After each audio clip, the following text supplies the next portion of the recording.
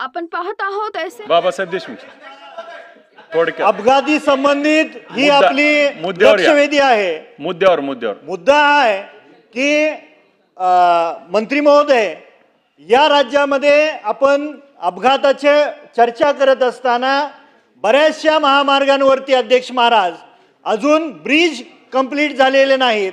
माझ्या मतदारसंघामध्ये मसवड पंढरपूर हा हायवे, स्टेट हायवे 143, त्याच्यावरती अनेक वर्षापासून उपरी या गावामध्ये पूल नाहीये, ब्रिज नाहीये। त्या संदर्भात ब्रिज विलंब होण्यासाठी जे प्रशासकीय अधिकारी आहेत, कॉन्ट्रॅक्टर आहेत, त्याबद्दल आपण काय कारवाई करणार?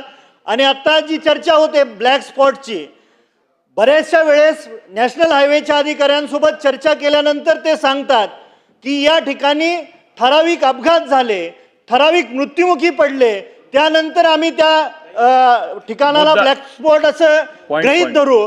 पण मला सांगा, नॅशनल हायवेवरची काही गावं आहेत, त्या ठिकाणी निदान स्पीड ब्रेकर करण्याची तरी कारवाई करावी आणि ती लवकरात लवकर कधीपर्यंत करणार हा माझा प्रश्न आहे।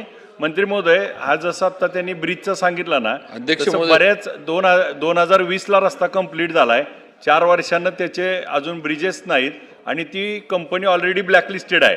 परंतु आता त्याच्या पुढे आपण काय कारवाई करून ते ब्रिजेस चालू अध्यक्ष महोदय, मी रंबल स्ट्रिप्स बद्दल, म्हणजे स्पीड ब्रेकर नाही पण रंबल स्ट्रिप ज्याला त्याच्याबद्दल सांगितलेलं आहे। आता राहिला विषय देशमुख साहेबांच्या याचा, तो आता याच्यामध्ये तो म्हणजे स्कोपच्या बाहेरचा आहे, पण तरी त्यांनी सांगितलेल्या सूचनेप्रमाणे माहिती घेऊन त्याच्यावर कार्यवाही लवकरात लवकर तो ब्रिज होण्यासाठी किंवा त्यासाठी जे करायला लागेल त्याचा निर्णय केला जाईल। अध्यक्ष महोदय, त्याच